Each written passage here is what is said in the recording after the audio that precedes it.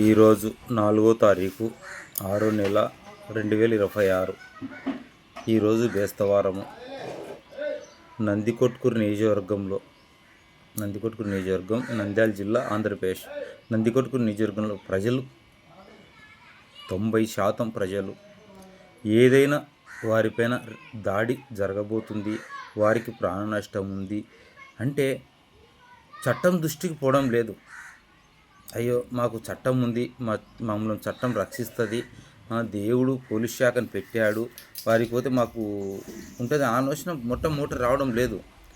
వస్తే చూద్దాంలే, కొడితే కొడదాంలే, చంపితే చంపుదాంలే అనే ఆలోచన కలిగి ఉన్నారు. ఇది కరెక్ట్ కాదు. కానీ వీళ్ళు ఈ విధంగా కలిగి ఉండడానికి కారణంగా ఈ పోలీస్ శాఖల అధికారులు స్పందించకపోవడం వల్ల పోలీస్ స్టేషన్ న్యాయం జరుగుతుందనే నమ్మకంగా చాలామంది ప్రజలకు లేదు. ఎందుకంటే అధికారులు ఉన్న వాళ్ళకు, డబ్బున్నోళ్ళకే న్యాయం జరుగుతనే వాతావరణం పోలీస్ స్టేషన్లో చాలా ఎక్కువ కనపడుతుంది. ఇదే వాస్తవం కనపడుతుంది. 100 కుటుంబాలు ఉన్నోళ్ళకే పోలీసులు సపోర్ట్ చేస్తున్నారు, ఆర్థికంగా బలంగా ఉన్నోళ్ళకే సపోర్ట్ చేస్తున్నారు పోలీసులు. ఇది వాస్తవం కనపడుతుంది. అందుకే ప్రజలు ఏమంటే కొడితే కొడదాంలే, చంపితే చంపుతాంలే అని, అంటే రిటర్న్ దాడి చేస్తాంలే అనే ఉద్దేశం కలిగి ఉన్నారు. కానీ ప్రజలారా గుర్తుపెట్టుకోండి, మీకు ఏదైనా ప్రాణ నష్టం ఉంది, మీ పైన దాడి జరుగుతుంటే ఖచ్చితంగా మీ పరిధిలో పోలీస్ స్టేషన్ ఉంటుంది, ఎస్ఐ ఉంటాడు, మీ పరిధిలో సిఐ ఉంటాడు, డిఎస్పీ ఉంటాడు, మీ జిల్లాలో ఎస్పీ ఉంటాడు, ఎస్పీ పైన డిఐజీ సార్ ఉంటాడు. వీరల్లా న్యాయం చేయకపోతే న్యాయస్థానాలు ఉంటాయి. మనం ఖచ్చితంగా రిటర్ను దాడి చేయకుండా చట్టాన్ని ఆచరించడము దేవునికి ఇష్టమైన కార్యము. నేను అలాగే చేసుకుంటూ తన్నులు తినుకుంటూ వచ్చాను. అనేక సార్లు తన్నులు తిన్నాను. సరే, కొన్నిసార్లు బాధపడినాం ఈ చట్టం న్యాయం చేయాలని. కానీ న్యాయం జరగలే అంటాం. కానీ ఈ న్యాయ వ్యవస్థ న్యాయంది తప్పు కాదు. ఈ న్యాయం చేయడానికి నిర్మించిన అధికారుల నిర్లక్ష్యం వల్ల మనకు న్యాయం జరగడంలే. ఇది ఈడ పొరపాటు. అర్థమవుతుందా? మనకు న్యాయం చేయడం కోసము పోలీస్ శాఖ ఉంది.